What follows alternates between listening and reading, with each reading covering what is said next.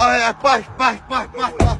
Ne pisteydi. Ha, ne vardın kardeş? Sen utanmış. Kaka bu burada Pradon'u niye okuya döndürdün? Ay Ha baba. bunu niye sabun kafana döndürdün? Ha bunun dalını niye dağıttın? Ay hiç ne yoktu. Biraz da ezilifti. Aslında düz deyirsən, bərbax, mən Allah adamım, dəmir dudana əzilib, bərbax. Bəliyə vurursan. Kim Niyə vurur? Məni sözsürsən, ha?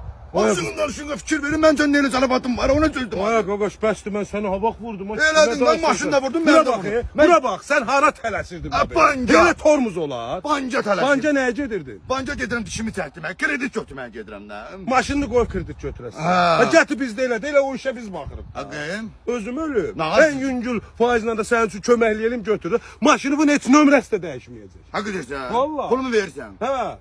Yaxşı. Prosta bu maşın dalını dağıtdın. Nə isə. Sən məni tanımırsan ki, bəs. Sən o Niyaməddin Ay sağ ol. Hər növ avtomobilin ən ucuz faizlə bizdə kredit salınmasıdır. Elə. Bəli. Bərbax, mən sənə bir şey deyim. O Niyaməddinin mən xəlvət şəklini çəkmişəm. Onu indi paylaşmamaqdan ötürü nə qara? Yo, qəti. Onu çəkmişəm, sən o xəlvət çəkmişəm, arı yerdin.